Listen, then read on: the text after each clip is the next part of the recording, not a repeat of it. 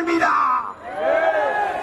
ইনকিলাব মঞ্চের অন্তত একটা কর্মীও বেঁচে থাকতে খুনি ফ্যাসিস্ট গণহত্যাকারী আওয়ামী লীগের পুনর্বাসন চলবে না। বন্ধুরা আমার, একটা কথা মনে করিয়ে দিতে চাই, এইখানে এমন বোন এসেছেন যার স্বামীকে পিলখানায় খুনি আওয়ামী লীগের তাপসের গাড়িতে তুলে তারপরে আগুন চালিয়ে দেওয়া হয়েছে। সাপ্লাই আহারে পিলখানায় তো নাম কাওয়াজতে একটা কমিশন হয়েছে। সাপ্লার সবাই গরিব বলে, গ্রাম থেকে এসেছে বলে যেই গণহত্যা সাপ্লাই হয়েছে, তাদের নামে কি একটা কমিশন করতেও এই সরকারের লজ্জা লাগে?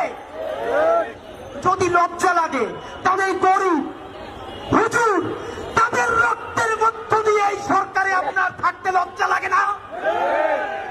বন্ধুরা আমার, বিএনপিকে বলতে চাই, আপনাদের হাতে ধরি, পায়ে ধরি, শহীদ জিয়ার বিএনপিকে দিল্লির দাস হতে দিব না। জামাত ইসলামের ভাইদেরকে মনে করিয়ে দেই, সাইদি সাহেবের রায়ের পরে 2 শতাধিক মানুষকে 2 দিনে পাখির মতো গুলি করে হত্যা করা হয়েছে। শুধু হত্যা করা হয় নাই, পাখির মতো স্তূপ করে নারী পুরুষের লাশগুলো রাস্তার পাশে রাখা হয়েছে। সেই গণহত্যাকারী আওয়ামী লীগ, তাদেরকে যারা দেখেছে তারা হলো সেই দিল্লি, ভারত, জামাতে ইসলামী।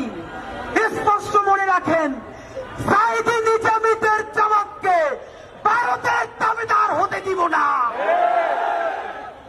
এনসিপির ভাইয়েরা মনে রাখো, শত শত জুলাইয়ের রক্তের মধ্য দিয়ে নেতা হইছ তোমরা। যদি এই জুলাইকে বেঁচে দিয়া দিল্লির